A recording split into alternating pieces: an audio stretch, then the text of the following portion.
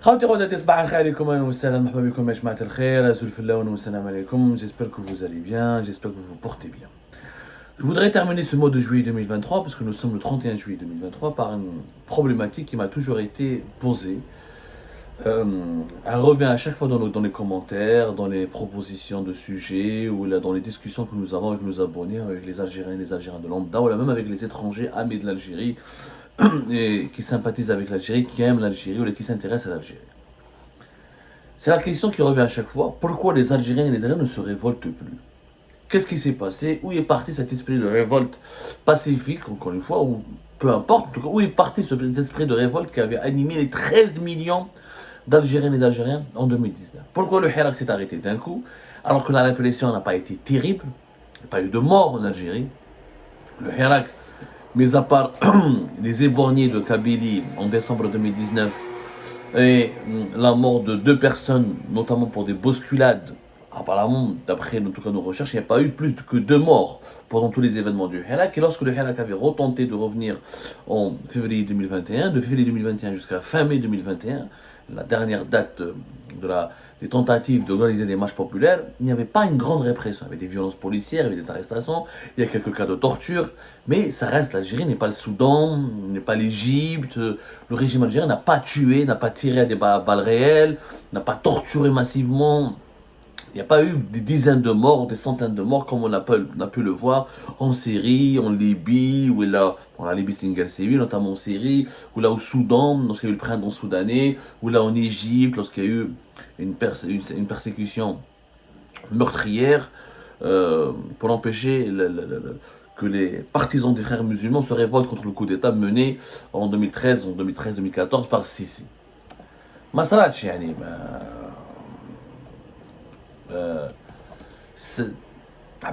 il faut le dire, en Algérie, la persécution n'était pas aussi brutale, meurtrière et violente comme ce fut le cas au Soudan, là en Égypte particulièrement, ou là en Syrie, ou là dans d'autres pays de la région africaine ou arabe qui ont connu des mouvements de contestation populaire. Pourquoi les Algériens aujourd'hui ne se révoltent plus? Parce que je vois la situation du pays aujourd'hui, le pays va mal. Les feux de forêt pour la 3e année, ils ont fait beaucoup de morts. L'État pour la 3e fois a été défaillant. L'État algérien n'a pas été capable de secourir des gens, de sauver des gens, n'a pas été capable d'anticiper les menaces, de se préparer à des menaces, d'évacuer des populations entières, de limiter les dégâts. Sur le plan économique, la situation est catastrophique, la vie n'a jamais été aussi chère, le chômage n'a jamais été aussi élevé, la pauvreté n'a jamais été aussi visible, l'absence totale de tout projet. L'Algérie ne vit que des projets de l'ancien régime de Bouteflika. Sur le plan social, misère sociale et qui progresse, paupérisation de larges pans de la population algérienne, pénurie de médicaments, on a connu des pénuries de produits alimentaires assez graves. Sur le plan politique, on a répression, absence des droits de l'homme, absence de liberté publique et individuelle, il n'y a plus de liberté d'expression, les prisons sont remplies de prisonniers et de détenus d'opinion. Hogara généralisé à l'ensemble de la société, à l'ensemble de toutes les couches représentatives de la population algérienne. Persécution sans précédent, notamment depuis 2021 jusqu'à aujourd'hui. Et pourtant, tous les indicateurs témoignent d'une détérioration absolue de la situation de l'Algérie, soit sur le plan économique, sur le plan politique ou là sur le plan social. L'Algérie a énormément régressé. L'Algérie post-Hirak est tout simplement une Algérie catastrophique, sur tous les plans. Ni liberté publique et individuelle, ni droits de l'homme, ni démocratie, ni développement économique, ni croissance économique, ni progrès social, ni justice sociale, ni justice tout court. Et pourtant les Algériens qablin. Les observateurs étrangers ne comprennent pas comment un peuple qui s'est réveillé le 22 février 2019 a disparu. Où sont ces 13 millions de courageux, de personnes qui voulaient l'avenir du pays, qui voulaient protéger l'avenir du pays, qui voulaient se battre pour l'avenir du pays et qui voulaient aller de l'avant pour construire une nouvelle Algérie basée sur l'état de droit, sur la démocratie, le développement économique et le progrès social. Ils ont disparu. En fait, analysons les choses, analysons la situation plutôt avec beaucoup plus de calme, de rigueur et de sang-froid et d'honnêteté, faire preuve d'honnêteté. Est-ce que les Algériens ne se révoltent plus parce qu'ils ont peur de la répression? Parce qu'il y a deux hypothèses. En fait, il n'y a qu'une seule hypothèse réelle. La deuxième hypothèse, il faut vraiment faire preuve d'une analyse approfondie, il faut vraiment avoir l'esprit critique pour la trouver. La première hypothèse qui vient à l'esprit, c'est que les Algériens ne sortent plus dans les rues, ils ont abandonné la contestation, ils ont oublié le hirak parce qu'ils ont peur de la répression. Sauf qu'en analysant, la répression en Algérie, actuellement menée de 2019 jusqu'à aujourd'hui, elle n'est pas aussi terrible. Les Algériens et les Algériens ont connu des répressions plus terribles. En 88, il y a eu quand même, on parle de plus de 400 morts. Et encore, le bilan de 88 n'a jamais été officiellement reconnu, etc. Mais la Benèche, on parle de 400 morts, d'autres parlent d'une centaine de morts, d'autres parlent de 3500 arrestations. Il n'y a jamais eu de bilan sérieux, fiable et clair. Mais les Algériens ont connu la répression de 88. Les Algériens et les Algériens ont connu la répression du printemps berbère, en Kabylie, plus d'une centaine de morts, alors que le régime algérien n'a reconnu qu'une cinquantaine de morts. Il y a toujours eu de grandes périodes de répression dans l'histoire de l'Algérie. Et le peuple algérien, il a peur de la répression, je ne suis pas d'accord.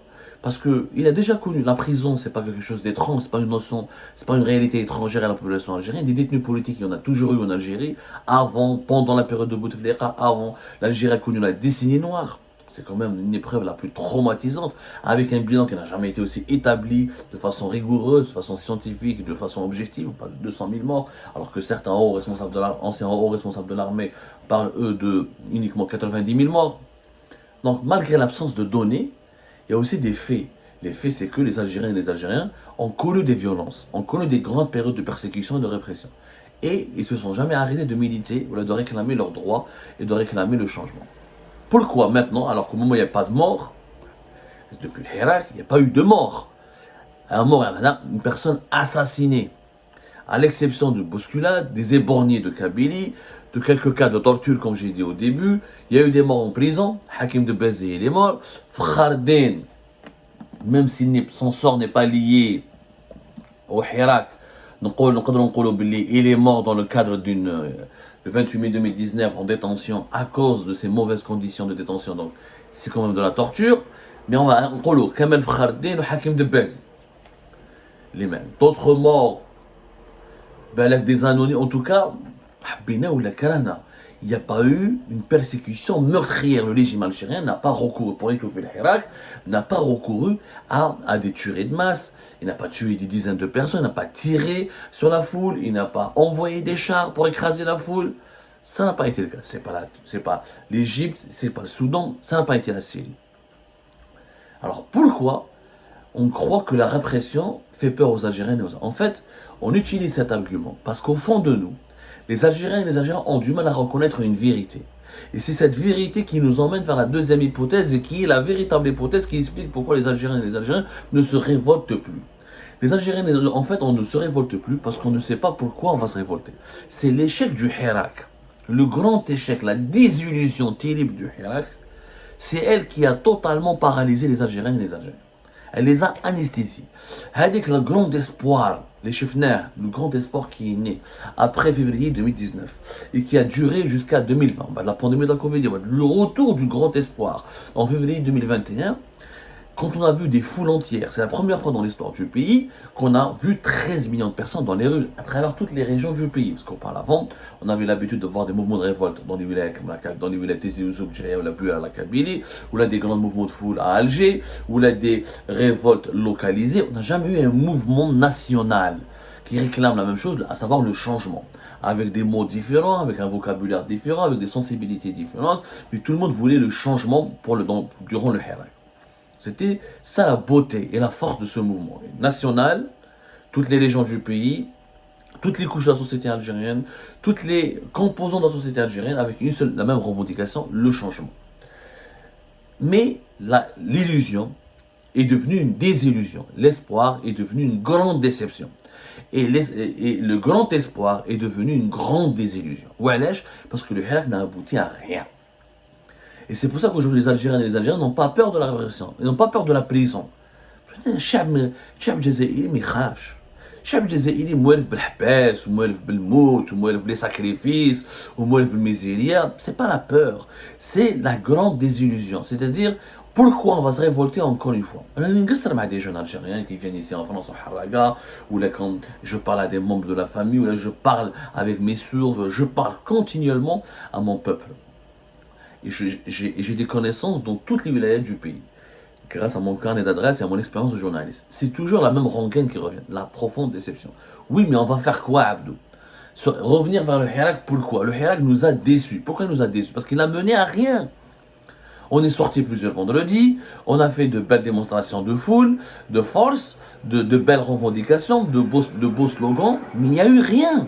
Pas de mouvement politique qui a été créé, pas de nouveaux partis politiques, pas d'association, pas de structure politique, pas de feuille de route claire, nette et précise. Au contraire, le Hirak a accouché de profondes divisions. Le peuple algérien, les jeunes, ils ont fait le Hirak, chefs les politiques, ils ont la guerre des égaux.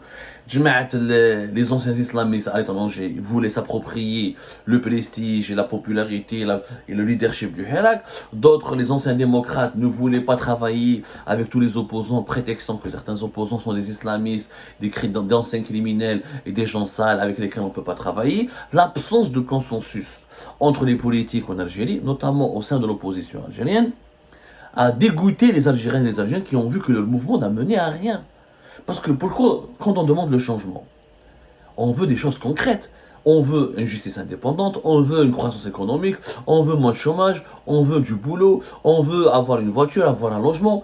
Finalement, qu'est-ce que réclamaient les Algériens? Vivre dignement dans leur pays. Pour vivre dignement dans son pays, il faut avoir un état de droit correct, une situation de développement économique et de justice sociale. Les trois n'ont pas été... Le Hirak n'a rien ramené. Et les gens étaient fatigués. Parce que la pandémie de la Covid-19 a dévoilé les grandes faiblesses du pays, la misère sociale, la pauvreté, la période de la pandémie de la Covid-19 a affaibli la population algérienne. Zid, en 2021, avec le retour du Hirak, les grandes divisions. Il n'y a pas de feuille de route.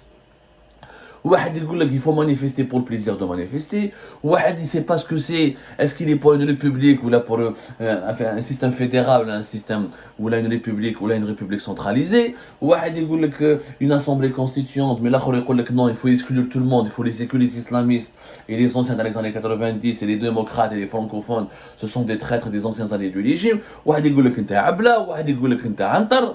Du coup les divisions, ce sont les divisions qui ont fait disparaître le Hirak. Ce n'est pas la répression des Algériens. Finalement, je n'obtiens rien. Et je vois des leaders d'opinion qui sont divisés, je vois des partis politiques incapables de s'organiser. Il y a eu des tentatives, il y a eu un front, il y a eu le LCD, le CP, la Ligue algérienne de droits de l'homme qui se sont rassemblés, ils ont essayé de faire des plateformes, ça n'a pas marché. Pourquoi? Parce que les partis politiques n'ont pas d'adhérents, ne sont pas suffisamment nombreux et ne sont pas suffisamment solides. Il n'y a pas de cohésion entre eux. Il n'y a pas de cohésion. Parce que les partis politiques n'ont pas d'enracinement au sein de la population algérienne. Dans un pays, entre guillemets, normal, après un tel mouvement de contestation populaire, il y a des nouveaux mouvements politiques qui se créent, il y a des nouveaux partis politiques, il y a des nouveaux leaders d'opinion. On a vu quelques nouveaux leaders, mais la majorité des leaders politiques qui ont émergé, les Karim Tabou, les Bouchachi, ce sont d'anciens hommes politiques qui existaient à l'époque de Bouteflika. Qui militaient déjà depuis l'époque de Bouteflika. Mais le Hirak, il a donné naissance à quelques nouveaux visages, et c'était surtout des blogueurs ou des youtubeurs, mais qui n'ont pas une formation politique, qui n'ont pas de culture politique, qui n'ont pas pour vocation de se structurer ou d'organiser un mouvement. Sans structure, sans organisation, sans mouvement, sans aucune capacité d'influencer la prise de décision. Parce que sortir dans les rues, manifester, crier, chanter, mais si tu n'accèdes pas au pouvoir et tu n'as pas le pouvoir de décider, tu ne peux pas changer. Donc les Algériens ont été dégoûtés, donc ils sont arrêtés de se révolter, non pas parce qu'ils avaient peur de la police, ils n'ont pas peur d'aller en prison, ils vont se dire je vais aller en prison je suis parti en prison et à la fin, le pays ne change pas. Pas d'opposants dans les élections, pas de nouvelles personnes, nouvelles têtes au sein du pouvoir, pas de réforme, pas de pression. Le régime n'était pas sous pression. Le Hirak n'a pas, mis à part depuis le départ, depuis le 2 avril 2019, le départ d'Abdelaziz Bouteflika, le régime n'a plus été sous pression. Il a géré le Hirak convenablement. Il a organisé les élections présidentielles partout à travers le pays, sauf en Kabylie. Personne ne s'était opposé à ce processus électoral, mis à part se rassembler dans les rues. Tebboune a été intronisé avec une facilité déconcertante et le régime algérien a appliqué sa feuille de route, il a changé de constitution, il a changé de parlement, il a changé de pas mal de lois fondamentales du pays, le plus normalement du monde, en composant avec une minorité, tout en restant dans l'esprit de la minorité. Pourquoi? Parce que le Hirak n'avait pas la capacité organisationnelle de faire des grèves générales, de bloquer des routes, de bloquer les infrastructures publiques, de faire des sit-in de paralyser. Le Hirak n'a jamais paralysé le pays. C'était une démonstration de joie et d'unité, et que le peuple n'est pas d'accord avec les décideurs, sauf qu'il n'a pas pu déranger les décideurs. Donc à la fin, le peuple a été fatigué. Parce que les gens, parce que malheureusement, on a découvert deux catégories d'Algériennes et d'Algériens. Une catégorie d'Algériens et d'Algériens qui étaient sincères, qui voulaient le changement, qui avaient besoin que leur pays change pour qu'ils puissent vivre dignement dans leur propre pays. Et une catégorie d'amuseurs, des gens qui sont farhanin, ils font le buzz en faisant des lives, ils font l'intéressant, ils partent dans les manifestations pour draguer, pour afficher, pour avoir une certaine popularité, pour avoir une certaine cote, mais aucune proposition concrète pour l'avenir du pays. Qu'est-ce qu'il faut faire contre le chômage? Qu'est-ce qu'il faut faire pour faire une justice indépendante? Qu'est-ce qu'il faut faire pour créer un nouvel État fort? Du coup, les Algériens ont été dégoûtés. Et vous parlez aux jeunes Algériens d'aujourd'hui, ils sont dégoûtés pourquoi le nombre des haragas a explosé après 2021, en 2022 jusqu'à cette année 2023. Parce que c'est la grande désillusion du Hirak. C'est que les gens y ont cru. Ils ont vu qu'on était tellement nombreux dans les rues, ils ont dit c'est bon, cette fois-ci, c'est la bonne. Tout le monde est uni, le peuple est uni, ça va aboutir vers le véritable changement souhaité par les Algériens et les Algériens. Un changement pacifique, ça n'a pas abouti. Non pas parce que le régime était fort, il a beaucoup réprimé, il n'a pas beaucoup réprimé, il n'a pas tué, il n'a pas envoyé des chars, il n'a pas massacré la population, il a juste profité de la faiblesse de la population, c'est-à-dire manque d'unité, il manque l'absence d'un projet de société, et l'absence de mouvement politique qui concrétise ce que le peuple réclame. Le peuple ne peut pas aller au palais présidentiel, squatter le palais, ça devient du populisme. Ouais, on décide.